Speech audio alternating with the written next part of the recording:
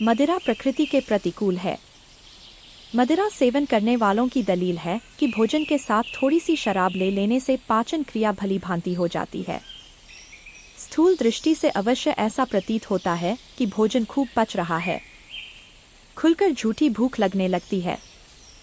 इसका कारण यह होता है कि मदिरा में तेजाब होता है जो कि भोजन को गला देता है, किंतु उसकी प्रतिक्रिया आंतों पर भी होती है। भीतर ही भीतर आंतें भी गलती रहती हैं और शरीर की पाचन प्रणाली की दशा इतनी बिगड़ जाती है कि शराबी आदमी अनेक उदर संबंधी रोगों से ग्रसित होकर कालकवलित हो जाता है। मदिरा पीना प्रकृति के प्रतिकूल है। जब मदिरा का प्याला हाथ में लेकर मुख के समीप लाते हैं तो उसकी बू दिमाग में पहुंचते ही त्वचा में सिकुड़न आ जाती है, आंखें भी बंद हो जाती हैं, परंतु मनुष्य उसे प्रकृति के प्रतिकूल जबरदस्ती पी जाता है। मदिरा के स्थान पर दूध का प्याला पीने के लिए जब मुख के निकट लाते हैं तब कोई अंग उसे अस्वीकार नहीं करता, बल्कि उसे बड़े चाव से मनुष्य पी जाता है। मदिरा का सेवन करने पर शरीर का प्रत्येक अंग उस समय चेतना शून्य सा होने लगता है। बुद्धि, निर्णय शक्ति, आत्मसंयम, इच्छा शक्ति, सदा सद्विवेक, न्यायान्याय की भावना, कर्तव्य, प्रेम, करुणा, स्वार्थ, त्याग नष्ट हो जाते हैं। अश्लील बातें मुंह से निकलने लगती हैं, वह सारे शरीर को एक बार हिला देती हैं। यदि अत्यधिक पी गया तो तबीयत मितलाने लगती है और वह शरीर से वमन के रूप में बाहर निकल जाती है। मनुष्य माप की दशा में बेइज्जत होता है। मद्य हमें कमजोर, निस्तेज, शक्तिहीन बनाता है। कमजोर रहना अपराध है, अतः शराब हमें अपराधी बनाती है, इसलिए वह सर्वथा त्याज्य है। गांधी जी की विचारधारा एवं रचनात्मक कार्यक्रम में शराबबंदी का महत्वपूर्ण स्थान रहा है। विदेशी सरकार ने मादक पदार्थों शराब, अफीम, तंबाकू, चाय, कॉफी, गांजा, भांग, कोकेन इत्यादि का प्रचार बढ़ाया तथा हमें उनका अभ्यस्त बनाकर क्षीणकाय, अल्पायु एवं दुर्बल मन बना दिया है। शराबी की स्मरण शक्ति बिगड़ जाती है, बुद्धि, विवेक और नीति का नियंत्रण उठते ही वह मनोवेगों के साम्राज्य में विहार करने लगता है। दुर्विकार उस पर आधिपत्य जमा लेते हैं। वह खाना, वासना और मद्य का ही गुलाम बन जाता है। मद्य अनियमितता, मूर्खता, अयोग्यता, आकस्मिक दुर्घटनाओं का एक महान कारण है। शराबी न सामाजिक प्रतिष्ठा का ध्यान रखता है, न रोगों का और न परमात्मा का। उसकी प्रवृत्ति निरंतर व्यभिचार की ओर होती जाती है। महात्मा जी का विचार था कि मादक वस्तुओं का व्यवहार मनुष्य तथा राष्ट्र को पतन की ओर ले जाता है। नागरिकों के चरित्र का पतन राष्ट्र का पतन है।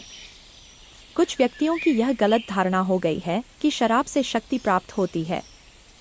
शराब उत्तेजक मात्र है। पीने के कुछ काल तक इससे हमारी पूर्व संचित शक्ति एकत्रित होकर उद्दीप्त मात्र होती है, नई शक्ति नहीं आती।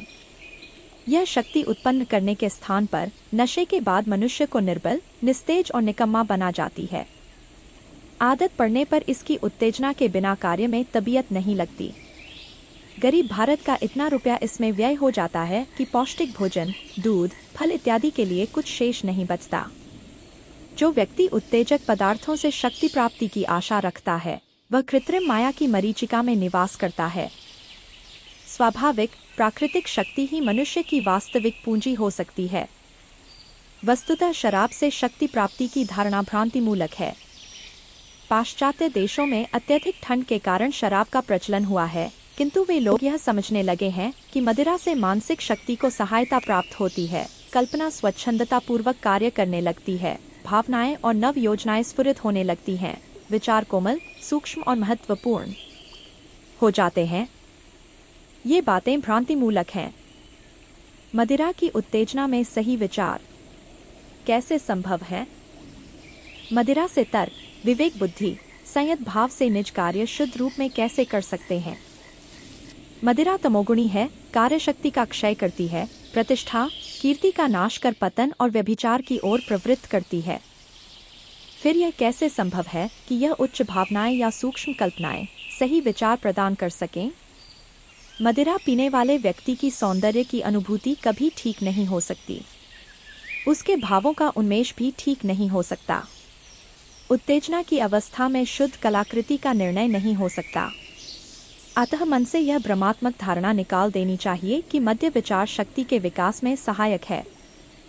इसके विपरीत शराब से उल्टे मनुष्य की रचनात्मक शक्तियों जैसे कल्पना, भावना, विचार दृढ़ता, निश्चय, काव्य प्रतिभा, मानसिक संतुलन, विवेक, तर्क शांति का ह्रास होता है।